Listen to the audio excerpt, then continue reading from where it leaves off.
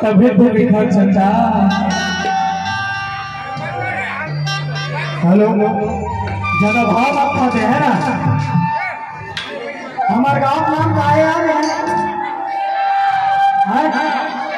हमसेना। हमसेना मतलब जासूस नहीं। ज्यादा लगा देना सेम देवो। ज्यादा लगा देना सेम देवो। बहुत पावरफुल आदमी हमारे गांव का आदमी है नहीं। हाँ तो एक से भी कहा था पढ़ जा रे चंदा चतुर्वेदी ध्यान मत देना। अरे इग्नोर कर वाला मार बोली बर बिहार वाले आदमी का देखना यार। अरे बर बिहार वाले कुंवारा ठाढ़े बाढ़े दे हमारे जैसे कुंवारा ठाढ़े बाढ़े दे चतुर्वेदी शादी पर बिहार हो गए।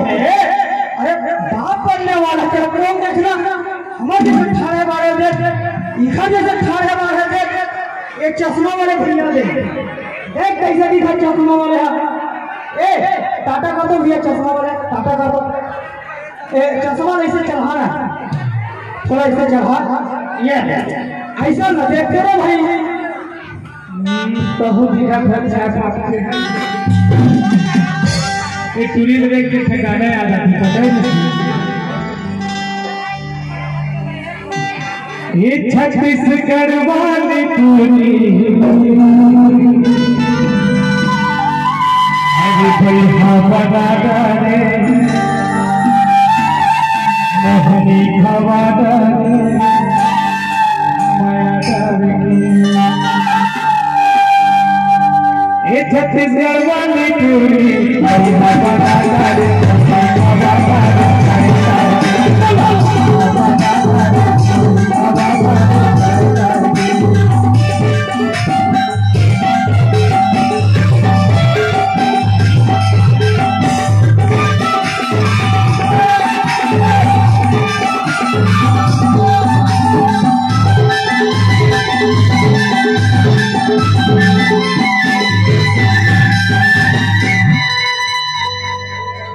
आज पानी रे पानी गिरे ना पानी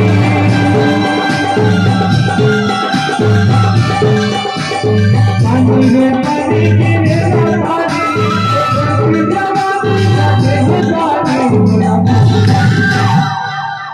ही बोला मोही डरे हे हमसे न वाले दूरी।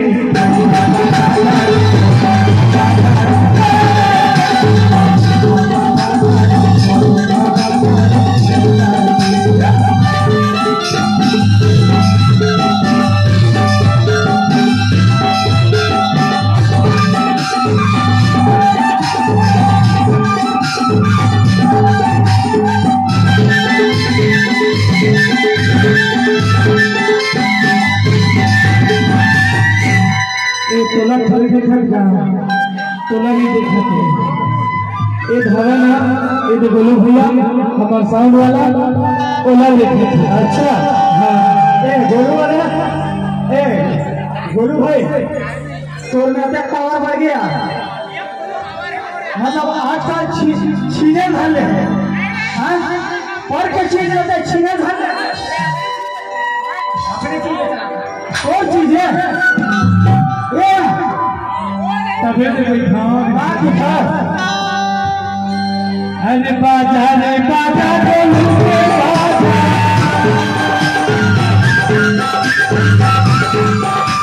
बाजा रे बाजा बोलू रे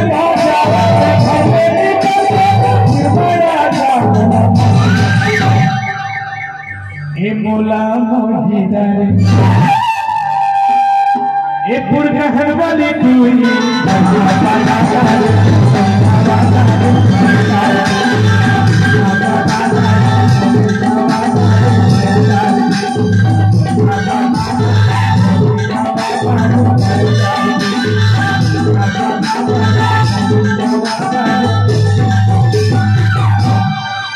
तभी तो देखा वो चंदा।